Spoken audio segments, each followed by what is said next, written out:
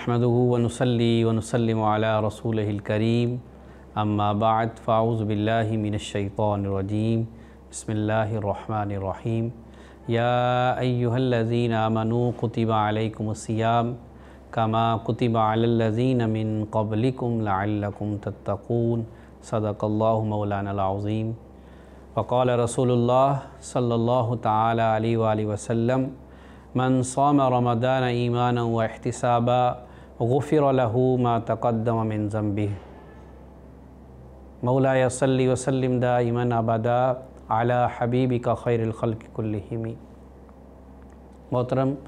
ناظرین و سامعین کرام، السلام علیکم۔ جیسا کہ آپ جانتے ہیں کہ رمضان المبارک ہم پر سایہ فگن ہے اور اللہ کی نوازشیں، اللہ کی عنایات، اللہ کی برکات اور اللہ کی رحمتیں ہم پر برس رہی ہیں۔ رمضان ایسا خاص مہینہ ہے، اللہ کی طرف سے ایسی نعمت ہے کہ جس کا پہلا عشرہ وہ رحمت قرار پایا ہے اور جس کا دوسرا عشرہ مسلمانوں کے لیے مغفرت کا سامان لیے ہوئے ہے اور جس کا تیسرا عشرہ جو ہے وہ جہنم سے آزادی کا پروانہ لیے ہوئے ہے۔ یعنی ایسا خاص معتبر اور مبارک مہینہ کہ جس کے اندر کوئی بھی مسلمان اللہ کی رحمتوں کو سمیٹنا چاہتا ہو وہ اللہ کی رحمتیں سمیٹ سکتا ہے۔ کوئی اپنی گناہوں سے، اپنی جو ہے نافرمانیوں سے اللہ سے مغفرت طلب کرنا چاہتا ہو وہ اس مہینہ میں اپنی مغفرت کروا سکتا ہے، اور کوئی اپنے اعمال کے ذریعے اپنی اللہ کی رحمتوں کو سمیٹتے ہوئے اور اس کی مغفرت کا طلبگار بنتے ہوئے وہ اللہ سے جہنم سے آزادی کا پروانہ چاہتا ہو تو اللہ نے اس مہینے کے اندر اس کا سامان بھی مہیا کر دیا ہے۔ تو یہ تینوں عشرے جو ہے وہ یہ اللہ کی رحمت، اللہ کی مغفرت اور اللہ سے جہنم کی آزادی کا پروانہ لیے ہوئے ہیں۔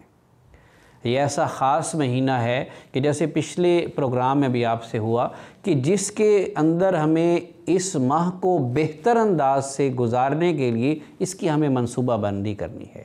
یہ ایک ٹریننگ ہے، تو ٹریننگ سے اس کے فوائد حاصل کرنے کے لیے، اچھے نتائج حاصل کرنے کے لیے ہم نے اس کو کیسے بہتر گزارنا ہے، اس کے کون سے ایسے اقدامات ہیں جن کے اوپر ہم نے عمل کر کے اس کو بہتر کرنا ہے اور اپنے لیے ذریعہ نجات بنانا ہے۔ وہ ایسے کون سے اقدامات ہوں گے انشاءاللہ وہ ہم آج اس کے اوپر بات کریں گے۔ جیسا کہ میں نے آیہ مبارکہ آپ کے سامنے رکھی، اس آیہ مبارکہ کے اندر اللہ تعالیٰ ارشاد فرما رہے ہیں، اے ایمان والو تم پر روزے فرض کر دیے گئے ہیں جیسا کہ پہلی امتوں پر روزے فرض کیے گئے تھے۔ اس کی وجہ کیا ہے؟ لعلکم تتقون، تاکہ تم تقوی حاصل کر لو۔ اور پھر اگلی آیہ مبارکہ میں فرمایا ایام معدودات، یہ گنتی کے چند دن ہیں، اور ان دنوں کے اندر اگر کوئی مسافر ہے، سفر کا ارادہ کر رہا ہے، سفر میں ہے، یا کوئی مریض ہے، کوئی کسی عارضے کا جو ہے کوئی عارضہ اس کو لاحق ہو گیا ہے تو وہ اس کو چھوڑ سکتا ہے، یعنی اس کو اللہ کی طرف سے رخصت ہے، اور اس کو بعد کے جو ایام ہیں، جو رمضان کے بعد کے 11 مہینے اگلے رمضان سے پہلے وہ اس دوران وہ اس روزے کو یا وہ جتنے بھی روزے ان رخصت جس کی اس کو میسر آئی وہ روزے بعد میں رکھ سکتا ہے۔ اب یہاں پہ جو نقطہ ہے کہ اللہ نے مسافر کے لیے اور بیمار کے لیے رخصت دے دی کہ وہ روزہ چھوڑ سکتا ہے تاکہ وہ بعد میں رکھ لے، لیکن اگر کوئی مقیم یعنی مسافر نہیں ہے اور اس کے ساتھ ساتھ اگر کوئی صحت مند انسان جس کو کوئی بھی بیماری نہیں ہے، وہ کسی بھی عارضے کا لاحق نہیں ہے، تو اس کے اوپر روزہ رکھنا فرض ہے۔ اس نے ہر حال میں، ہر صورت میں روزہ رکھنا ہے۔ اگر وہ روزہ نہیں رکھتا مقیم ہونے کی صورت میں اور اس کے ساتھ ساتھ صحت مندی کی حالت میں اگر کوئی جان بوجھ کر روزہ چھوڑ دیتا ہے تو اللہ نے قرآن میں ارشاد فرمایا، بلکہ حدیث مبارکہ اس کے اوپر جو ہے وہ ہمیں دلالت کرتی ہے کہ جو کوئی جان بوجھ کر روزہ چھوڑے گا تو اگر وہ کوئی ساری زندگی عبادت کرتا رہے، ہر قسم کی عبادات کو وہ اپنی زندگی میں شامل کر لے، ساری زندگی روزے رکھتا رہے، تو وہ ایک روزہ جو اس نے چھوڑا تھا جان بوجھ کر، وہ اس کی کمی نہیں پوری کر سکتا۔ تو اس لیے اگر کوئی جان بوجھ کر روزہ چھوڑتا ہے، صحت کی حالت میں، مقیم یعنی مسافر نہیں ہے، اس حالت میں، تو وہ ایسا گناہ کر بیٹھتا ہے کہ جس کا کفارہ وہ ساری زندگی نہیں ادا کر سکتا، یعنی یہ اس کے اوپر فرض ہے۔ اب اگر ہم اپنے ارد گرد دیکھیں، ہمارے جو نوجوان ہیں ان میں اکثر ایسا نظر آتا ہے کہ وہ روزہ چھوڑ دیتے ہیں، کوئی صحت کا بہانہ لے جاتا ہے، کوئی طاقت نہ ہونے کا بہانہ لیتا ہے، کوئی کسی یعنی سب بہانے لیے ہوتے ہیں۔ اب یہ ایک قسم کا ہمیں فیشن بھی نظر آتا ہے، بہت سارے ایسے لوگ جو گھر میں بیٹھے ہیں، فارغ ہیں، کوئی کام کاج کرنے کو نہیں ہے، اس کے علاوہ اگر کوئی کام کاج بھی کرتا ہے پھر بھی وہ روزہ چھوڑ دیتا ہے۔ اب یہ جو سچویشن پیدا ہو گئی ہے یہ ایک الارمنگ سچویشن ہے، دین سے بے خبری کی سچویشن ہے کہ اس کو شاید یہ معلوم نہیں ہے کہ وہ یہ جو جان بوجھ کر روزہ چھوڑ رہا ہے اس کا اسے گناہ کتنا ہے،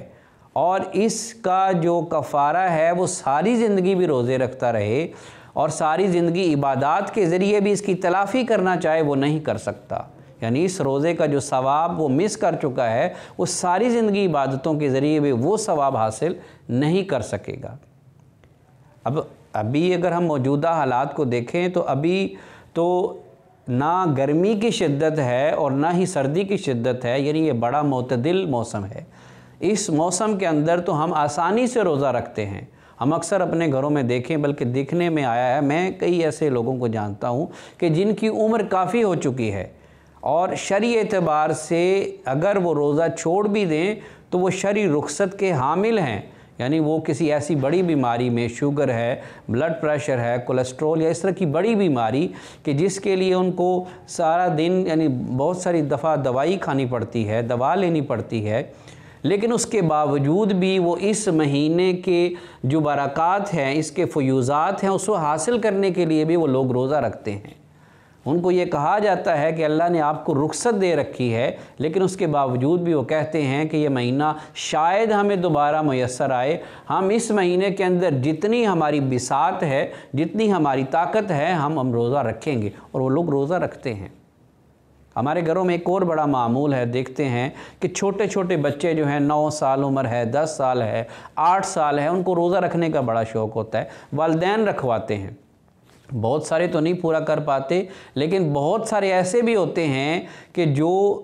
اس روزہ کو پورا کرتے ہیں۔ جو جب بچے رکھ رہے ہیں ان کے اندر وہ شوق موجود ہے، حالانکہ ان کے اوپر فرض نہیں ہے، اور اس کے ساتھ ساتھ وہ بوڑھے لوگ، وہ عمر رسیدہ لوگ جو رمضان کی برکت، اس کی اہمیت، اس کی فضیلت کو سمجھتے ہیں، جانتے ہیں کہ یہ وہ بابرکت مہینہ ہے کہ ہم روزے دار ہوں گے، تو روزے دار کے لیے اللہ کی طرف سے جو عنایات، برکات اور انعامات کا ذکر ہے وہ ہم حاصل کر پائیں گے، وہ روزے کو نہیں چھوڑتے۔ تو یہ ایک المیہ ہے کہ ایسے نوجوان جو جان بوجھ کر بغیر کسی وجہ کے، حیل و حجت کے روزہ چھوڑ دیتے ہیں، تو اس کے اوپر ہم نے تھوڑا غور و فکر کرنا ہے کہ ہم روزہ کو کیوں چھوڑیں۔ اگر چھوڑ دیں گے تو اس کا گناہ جو ہے وہ ہمارے نامہ اعمال میں شامل ہو جائے گا۔ اور اس کے ساتھ ساتھ جو دوسری خاص بات ہے کہ جہاں پہ ہم یہ سنتے ہیں، پڑھتے ہیں کہ یہ رحمتوں کا، برکتوں کا، عنایات کا، انوار کا یہ مہینہ، اللہ کی طرف سے یہ ساری چیزیں ہمیں میسر آتی ہیں، لیکن اس کے ساتھ ساتھ یہ فکر مندی کا بھی مہینہ ہے، غور و فکر کا بھی مہینہ ہے کہ آقا علیہ السلام منبر پر تشریف لے جا رہے ہیں، پہلی سیڑھی پہ قدم رکھا، آمین فرمایا، دوسری پر رکھا، آمین فرمایا، تیسری پر قدم رکھا، آمین فرمایا۔ اب کوئی دعا والا نظر نہیں آ رہا اور آقا علیہ السلام آمین کہہ رہے ہیں۔ صحابہ عرض گزار ہوئے، یا رسول اللہ ہمیں کوئی دعا مانگنے والا نظر نہیں آ رہا لیکن آپ آمین کہہ رہے ہیں۔ تو آقا علیہ السلام نے فرمایا 3 چیزیں اس میں تھی، تو ایک جو چیز تھی جو رمضان کے حوالے تھی وہ بیان کرتا ہوں۔ آقا علیہ السلام نے فرمایا کہ جبریل حاضر تھے اور وہ دعا مانگ رہے تھے، اس میں سے جو ایک پہلو تھا وہ رمضان کے حوالے سے یہ تھا کہ جو شخص جس کو رمضان میسر آئے وہ اپنی عبادت کے ذریعے मग़फ़िरत के ज़रिए, अपने अल्लाह की रज़ा की खातिर ये जो मेहनत व मशक्क़त है उसके ज़रिए अगर अपनी वो निजात हासिल नहीं कर पाता, अल्लाह को राज़ी नहीं कर पाता, जन्नत का तालिब नहीं बन जाता, तो ऐसे शख्स के लिए हिलाकत और तबाही है। और आका अलैहिस्सलाम ने आमीन बोला है।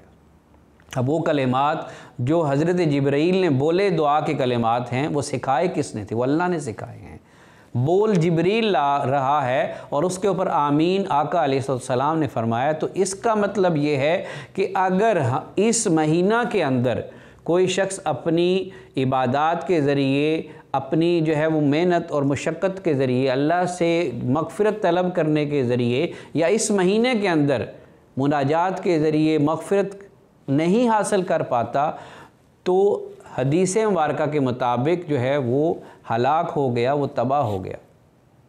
तो हमें इसके ऊपर भी गौर करना है कि रहमतें बरकतें समेटने का तो महीना है, इसके अंदर अल्लाह की इनायात तो शामिल होती हैं, लेकिन ये फ़िक्रमंदी का भी महीना है कि मैं जब बोलता हूँ तो मेरी मुंह से जो है वो जो बातें निकलती हैं वो फजूलियात हैं, वो लग़्व बातें हैं, झूठ निकलता है, मैंने उससे बचना है। फ़िक्र करने की ज़रूरत है, फ़िक्रमंदी है। मैं जो सुनता हूँ, ग़ीबत भी इसी कान में पड़ रही है, बुरी बातें भी इसी में पड़ रही हैं, मैंने अपने समातों को उनसे बचाना है। तो ये फ़िक्रमंदी है। इस हवाले से मेरे हाथ किसी गलत काम में मुलव्वस तो नहीं है, मेरे कदम किसी गुनाह की तरफ चल कर तो नहीं जा रहे, मेरे जो आज़ाए बदनियाँ हैं ये किसी गलत काम में, हराम में, यानी शरीयत ने जिन चीज़ों से मना किया है उनमें मुलव्वस तो नहीं है। यानी उस हवाले से भी ये फ़िक्रमंदी का महीना है। अगर ये फ़िक्रमंदी हमारी ज़िंदगी में शामिल नहीं होती, इस महीने के अंदर भी जो ट्रेनिंग है, जो अल्लाह की तरफ से एक बड़ा शानदार मौका होता है कि हम इसके अंदर अपने आप को तब्दील कर सकते हैं, हमारी हर चीज़ ओवरऑल तब्दील हो जाती है। लेकिन इस तब्दीली के मौसम में भी जो अपने आप को तब्दील नहीं कर पाता, तो फिर अल्लाह ताला उसके बारे में जो है वो फरमाते हैं कि मुझे उसकी भूख और उसकी प्यास से कोई गर्ज़ नहीं। वो भूखा रहे, वो प्यासा रहे, तो मुझे उसकी भूख और प्यास से कोई गर्ज़ नहीं, क्योंकि अगर कोई इस महीने के अंदर भी, इस ख़ास माहौल के अंदर भी जो इसके नताइज हैं, जो इसके इनामात हैं या इसके फ़वाइद हैं, वो हासिल नहीं कर पाता, वो हासिल नहीं कर सकता, तो फिर उसका भूखा रहना, उसका प्यासा रहना, उसका जो भी इस हवाले से करना, वो सब का सब अबस है, सब का सब बेकार है, फजूल है। वो एक फ़जूल की एक्टिविटी है। वो वैसे भूखा रहने की एक्टिविटी है, प्यासा रहने की एक्टिविटी है, इसके ज़ायद कुछ भी नहीं है। अब इसके फ़वाइद क्या हैं? जैसे मैंने बताया कि एक ट्रेनिंग है, तो इस ट्रेनिंग के अंदर हम क्या क्या हासिल कर पाते हैं, इस ट्रेनिंग के ज़रिए हमें क्या क्या चीज़ें, क्या क्या फ़वाइद हासिल होते हैं, उनके ऊपर हम नज़र डालते हैं कि इस ट्रेनिंग के अंदर अगर हम देखें कि जितने फ़वाइद हमें हासिल होते हैं, हम लाखों करोड़ों रुपए देकर भी वो फ़वाइद हासिल नहीं कर पाते जो सिर्फ़ इस रमज़ान के एक महीने के अंदर और इस रूटीन के अंदर हमें हासिल हो जाते हैं। ईमान के अंदर पुख्तगी आती है, ईमान के अंदर हलावत आती है, ईमान के अंदर जो है वो यकीन शामिल हो जाता है। इसी तरह इल्म है, इल्म में इजाफ़ा होता है। रमज़ान के अंदर जो है लोग ज़िक्र अज़कार करते हैं, दीन से जुड़ते हैं, दीन की बातें सीखने की कोशिश करते हैं, कुरान से जुड़ते हैं, कुरान को समझने की कोशिश करते हैं, उलमा से जो है वो मुख्तलिफ़ मसाइल पूछते हैं, यानी वो दीन के करीब, इल्म में भी इजाफ़ा हो गया, इल्म का इजाफ़ा, इल्म का फ़ायदा हो गया। इसके साथ साथ सेहत इंसान की बेहतर होती है। हम अक्सर जो लोग बीमार हैं, किसी को जो है ये वज़न बढ़ने का मसला है, किसी का कोई प्रॉब्लम है, शुगर लेवल बढ़ गया है या कम हो गया है, ब्लड प्रेशर का मसला, कोलेस्ट्रॉल का मसला, कोई भी है, वो जब डॉक्टर्स के पास जाते हैं वो अक्सर एक प्लान देते हैं, डाइटिंग प्लान देते हैं। न्यूट्रिशनिस्ट जितने हैं वो एक पूरा डाइटिंग प्लान देते हैं। उसके ऊपर भी बहुत कम लोग हैं, यानी 90% ऐसे लोग होते हैं जो उसके ऊपर 100% अमल नहीं कर पाते, और उसके ऊपर अगर कोई 10% जो हैं या जितने भी लोग वो अमल कर पाते हैं, उससे वो नताइज پھر بھی حاصل نہیں کر پاتے جو ہم صرف اس ایک مہینہ کے اندر ہم یہ جو اللہ نے ہمیں ڈائٹنگ پلان دے دیا کہ ہم نے سحری کے وقت جو ہے وہ کھانا کھانا ہے اور اس کے بعد سارا دن بھوکا اور پیاسا گزارنا ہے اور مغرب کے وقت جب افطاری کرنی ہے، تو یہ جو پیریڈ ہے اس کے اندر جسم کے اندر کتنی جو میڈیکل کی طرز میں یا ان کی صورت میں جتنی تبدیلیاں ہوتی ہیں اور انسان کے لیے وہ کتنی بہتر ہوتی ہیں، معدے کو ریسٹ ملتا ہے، ہمارے اور اعضائے بدنیہ جو ہیں ان کو تقویت ملتی ہے۔ یہ میڈیکل کی فیلڈ میں اگر جائیں یا ان سے پوچھیں تو وہ بہت سارے ایسے فوائد جو ہم عمومی زندگی میں یا ٹریننگ کے ذریعے، ڈائٹنگ پلان کے ذریعے نہیں حاصل کر پاتے، وہ ہم حاصل کرتے ہیں۔ اسی طرح جو ہے وہ عبادت کا جو ہے وہ ذوق اور شوق بڑھتا ہے، عبادت کے ذریعے ہم بہت سارے فوائد حاصل کرتے ہیں۔ جو ہمارا رشتہ اللہ سے ٹوٹ چکا ہوتا ہے، نماز پنجگانہ میں جو سستی آ چکی ہوتی ہے وہ دوبارہ اپنی جگہ پر آ جاتی ہے۔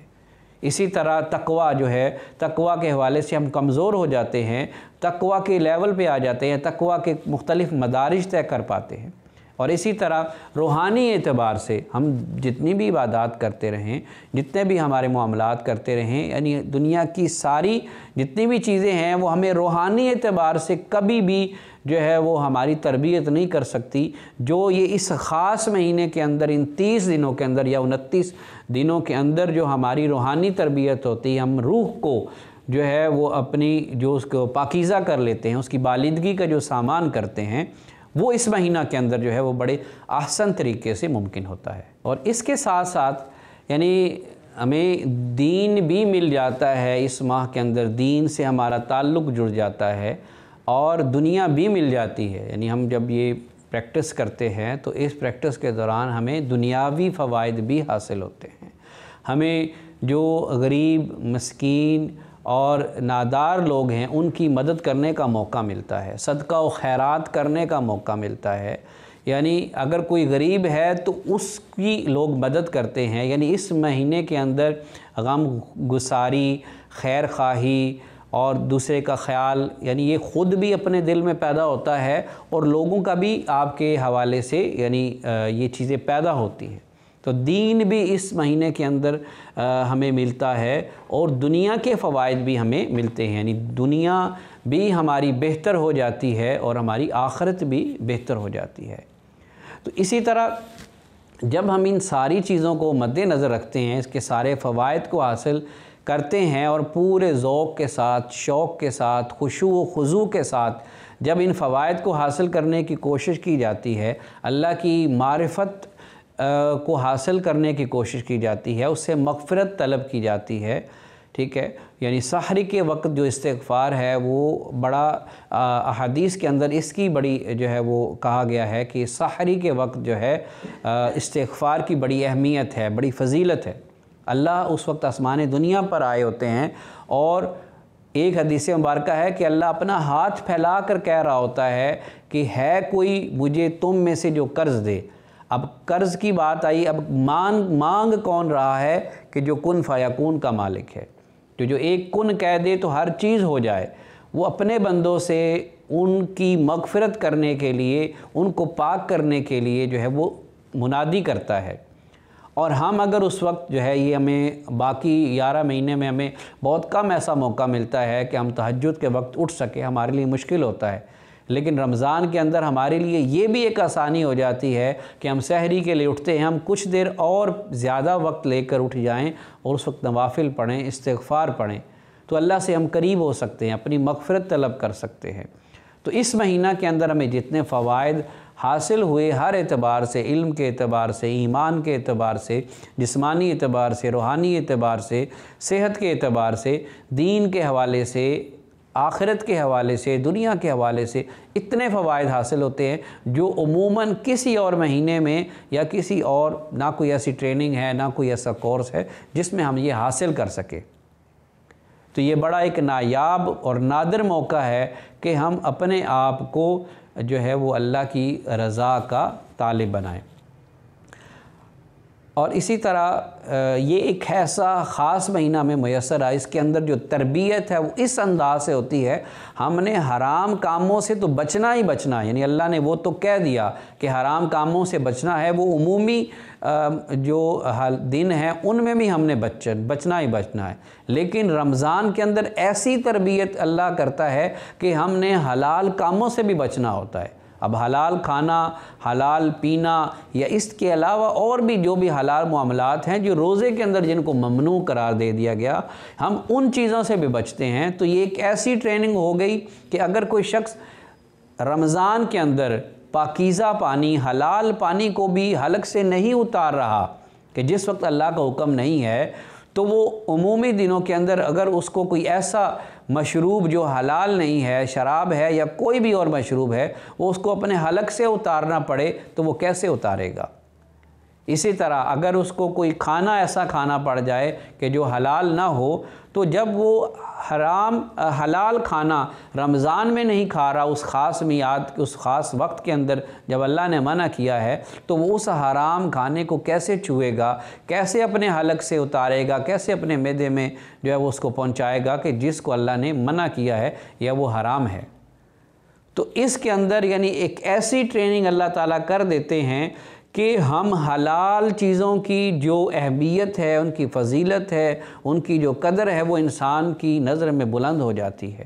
وہ انسان جو ہے ان چیزوں کی قدر جانتا ہے، وہ حلال کاموں سے بھی جب بچتا ہے تو اس کو اللہ کی جو ہے وہ قربت حاصل ہوتی ہے، وہ اللہ کے قریب ہو جاتا ہے۔ اللہ کے ان انعامات کو جب ذہن میں رکھتا ہے تو ان انعامات کو ذہن میں رکھتے ہوئے وہ بھوک بھی برداشت کرتا ہے، پیاس بھی برداشت کرتا ہے، اپنے آپ کو حتی الامکان گناہوں سے بھی بچانے کی کوشش کرتا ہے، تو پھر وہ اللہ کا وہ خاص بندہ بن جاتا ہے، اللہ کے ان نیک بندوں میں شامل ہو جاتا ہے کہ جو اللہ کے انعام یافتہ بندے ہیں۔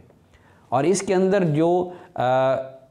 اقدامات ہم نے کرنے ہیں، ان اقدامات میں ان کو چیدہ چیدہ ذکر کر لیتے ہیں۔ ان میں سب سے پہلا جو قدم ہم نے اس کے اندر اٹھانا ہے وہ یہ ہے نیت اور ارادہ۔ ہر چیز کی بنیاد نیت ہے۔ انما الاعمال بالنیات، آپ کا جو بھی عمل ہے اس کی بنیاد وہ آپ کی نیت کے اوپر ہے۔ اگر آپ حسن نیت کے ساتھ، آپ خلوص نیت کے ساتھ کوئی بھی عمل کرتے ہیں تو اللہ تعالیٰ آپ کی زندگی کے اندر ایسی برکات اور نوازشیں داخل کرتا ہے، آپ اس کا گمان اور یقین بھی نہیں کر سکتے۔ اس کے ساتھ جو دوسرا جو ہے اقدام آپ نے اس مہینہ کے اندر خاص طور پہ جس کا اہتمام کرنا ہے وہ ہے قرآن سے اپنا تعلق جوڑنا ہے۔ اگر یہ دیکھا جائے ایک مسلمان یا ایک انسان کیسے زندہ رہ سکتا ہے قرآن کے بغیر؟ قرآن کے اندر اس کا اوڑھنا بچھونا، اس کا ہر چیز، یعنی جیسے ہر چیز کا ایک بکلٹ ہوتا ہے کسی بھی چیز کے حوالے سے، اس کا استعمال کیسے ہے، اس کا استعمال کس چیز سے اس کا بہتری آتی ہے، کس چیز سے اس میں خرابی پیدا ہوتی ہے، تو یہ بھی ایک بکلٹ ہے۔ اللہ نے انسان اپنے آپ کو کیسے بری چیزوں سے بچا سکتا ہے، کن چیزوں کو اس نے اختیار کرنا ہے، کون سی چیزیں مکروہات ہیں، ممنوعات ہیں، کون سے ایسے اعمال کرنے ہیں، کون سے اعمال نہیں کرنے، کون سا ایسا ذکر ہے جو اللہ کے قریب اس کو لے جائے گا۔ یعنی اللہ نے تذکیر کے ذریعے ہر اعتبار سے انسان کی تربیت کا ایک پورا ہمیں بکلٹ دے دیا، کتابچہ دے دیا، ایک مینول دے دیا کہ جو کوئی بھی ترقی کرنا چاہتا ہے، میری قربت حاصل کرنا چاہتا ہے، میری رضا چاہتا ہے، اس دنیا کے اندر کامیابی و فلاح چاہتا ہے اور آخرت میں بھی فلاح اور کامیابی حاصل کرنا چاہتا ہے اس اخروی زندگی کے اندر بھی، تو وہ کیا کرے؟ وہ قرآن کے ساتھ جڑ جائے، قرآن کو پڑھا جائے، پھر اس قرآن کو سمجھا جائے۔ اس کے اندر جو اللہ نے بار بار قرآن میں ارشاد فرمایا کہ اس کو غور و فکر کے لیے جو ہے وہ اتارا گیا ہے، اس کے اندر غور و فکر کیوں نہیں کرتے؟ یعنی عقل والوں کے لیے نشانیاں ہیں، سوچنے والوں کے لیے نشانیاں ہیں۔ کیا تمہارے جو دل ہیں، جو اذہان ہیں وہ بند ہیں؟ یعنی اس کے اوپر غور و فکر کیوں نہیں کرتے؟ کائنات کے اوپر غور و فکر کیوں نہیں کرتے؟ تو قرآن سے جڑنے کا مہینہ ہے۔ قرآن سے جتنی قربت اس مہینے کے اندر آپ پیدا کر سکتے ہیں وہ پیدا کریں۔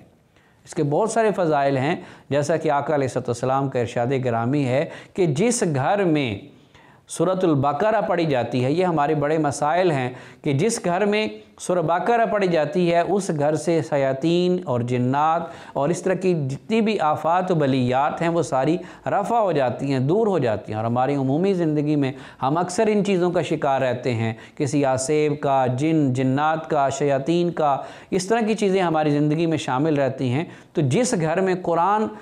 उसका कुछ हिस्सा यानी सूरह बकरा पढ़ी जाती हो उस घर में इन चीज़ों से यानी वो इन चीज़ों से वो दूर होता है। इसके बाद जो तीसरा कदम हमने इस महीना के अंदर ख़ास तौर पर इख्तियार करना है वो अल्लाह की नाफरमानी से बचना है। क्या बाकी महीनों के अंदर हमारे जो आमाल थे, हमारे जो अफ़ाल थे, हमारे जो अशगाल थे, जो भी हमारे मामलात थे, हम उसके अंदर अल्लाह की नाफरमानी मौजूद थी तो हमने इस महीना के अंदर उसका ख़ास एहतमाम करना है। ट्रेनिंग के ज़रिए अगर हम इन 30 दिनों के अंदर हम उन चीज़ों से बचे रहते हैं, अपने आप को बचाने की कोशिश करते हैं कि जिनके अंदर अल्लाह की नाफरमानी है, तो ये बाकी 11 महीनों में यही हमारा ज़ादे राह होगा और ये हमें आने वाले दिनों के अंदर भी अल्लाह की नाफरमानी से बचाएगा। इसके बाद जो चौथा कदम है वो ये नेकी की जुस्तजू, कि ये वो ख़ास महीना है कि जिसके अंदर एक माहौल बना होता है, हर शख्स जो है वो नेकी करना चाहता है, उसके दिल के अंदर नेकी की जुस्तजू पैदा होती है। वो इन्फाक फ़ी सबीलिल्लाह की सूरत में हो, इबादत की सूरत में हो, या अपने गुनाहों से बचने की सूरत में हो, अल्लाह से करीब होने की सूरत, जिस सूरत में भी हो नेकी की जुस्तजू पैदा होती। तो नेकी की जुस्तजू पैदा की जाए इस महीने के अंदर ख़ास तौर पे। और पांचवा जो कदम ख़ास तौर पे इस महीने में करने वाला है वो क़यामुल लैल है। नमाज तरावी ये भी क़यामुल लैल का ही जो है वो हिस्सा है। हम जो नमाज तरावी अदा करते हैं, इसी तरह अगर उसके बाद कोई शख्स रात को सो जाता है या इबादत भी करता है तो क़यामुल लैल में होगा। सहरी के वक्त अगर कोई नवाफिल पढ़ता है, नमाज तहज्जुद अदा करता है, वो क़यामुल लैल है। तो इस महीना के अंदर हमें ख़ास तौर पे एहतमाम करने की ज़रूरत है, क्योंकि इस महीने के अंदर उमूमी जो लोग हैं वो रात को जागते हैं, वक्त गुजारते हैं, उनके पास वक्त होता है। तो इस वक्त को वो बेहतर करने के लिए वो क़यामुल लैल का एहतमाम कर सकते हैं। इसके बाद जो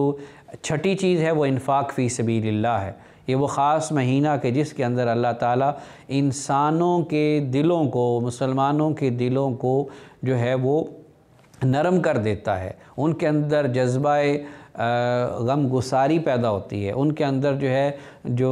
नादार लोग हैं, गुरबा हैं, मसाकीन हैं, फ़ुक़रा हैं, उनकी जो है जो गोशा है, हमदर्दी का गोशा अल्लाह ताला पैदा करता है। तो इन्फाक फ़ी सबीलिल्लाह, जितना आप अल्लाह की राह में ख़र्च कर सकते हैं वो ख़र्च कर सकते हैं। यानी हदीस मुबारका में है या कुतुब में मौजूद है कि जब रमज़ान का महीना आता तो आका अलैहिस्सलाम इतना खर्च करते कि अपने पास कुछ भी ना रहने देते। और ये कहा जाता है कि जैसे एक आंधी आती है, आका अलैहिस्सलाम आंधी की तरह जो है वो खर्च करते। एक आंधी जब आती है तो वो सब कुछ खसो खाशाक को बहा कर ले जाती है। तो इस रमज़ान के अंदर भी हम इन्फाक फ़ी सबीलिल्लाह करें। जितना भी इस महीने के अंदर हम कोशिश करके जितना भी अल्लाह की राह में सखावत कर सकते हैं, दे सकते हैं, उतना दें, ताकि हमारे जितने भी नामा आमाल में गुनाह हैं वो सारे के सारे जो है वो दूर हो जाएं। इसके बाद है खिदमत खल्क, वो भी इसी का हिस्सा है कि खिदमत लोगों का जो है जाके उनके रोज़ा अफ्तार करवाएं, उनकी ज़रूरियात को देखें, उनको सदका व खैरात दें। इसके बाद है दावत इलल कुरान, यानी कुरान ख़ुद भी पढ़ना है और उसकी तरफ रग़बत का, उसकी तरफ रुजू का आपने पैगाम भी देना है। कुरान में है कि तुम में से जो दावत कुरान की देगा, सबसे जो खूबसूरत और सबसे जो बेहतरीन दावत है वो अल्लाह की तरफ और कुरान की तरफ दावत है।